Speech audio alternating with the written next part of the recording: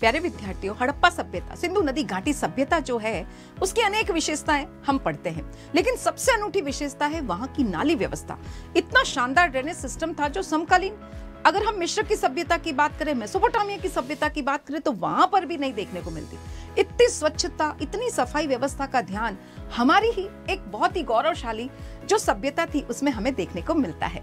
या सिंधु नदी घाटी सभ्यता की देखो कुछ इमेजेस मैं आपके सामने लेकर आई हूँ। शहर सबसे पहले दो भागों में विभाजित था, एक भाग छोटा ऊंचाई पर बना हुआ दुर्ग और एक नीचे शहर कहलाता है। ये दो भाग है। और देखो ये आपको कुएं दिखाए मैंने, इस कुएं में ईंटों की तरफ ध्यान दोगे तो सारी एक जैसी ईंटें हमें दिखाई देती है। 4:2:1 के रेशियो में लंबाई, चौड़ाई और ऊंचाई का अनुपात।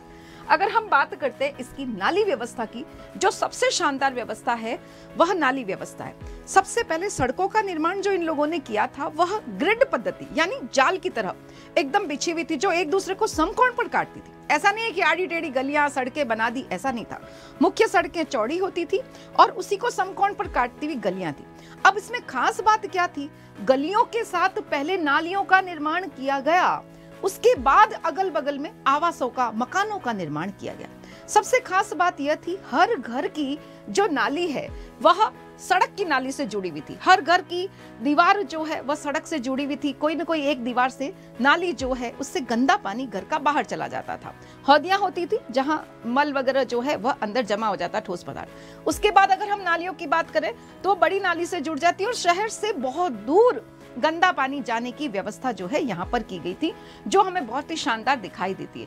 क्या नालियों को ढका गया था? यस, देखो इनको ईंटों से ढकने की भी व्यवस्था यहाँ पर की गई थी, जो सबसे शानदार दिखाई देती है। ये देखो ये नालियां, सड़कें किस प्रकार है, ये देखो जैसे इस प्रकार से सड़कों का निर्माण किया गया, समकोण पर काट रही है ये सड़कें, इसके साथ नालियां बनाई गई। पहले नालियां फिर मकानों का निर्माण जो है यहाँ की व्यवस्था में हमें दिखाई देता है। अर्नेस्ट मैके साहब कहते हैं कि यह सर्वथा अनूठी प्रणाली थी, इनको ढकावा भी था।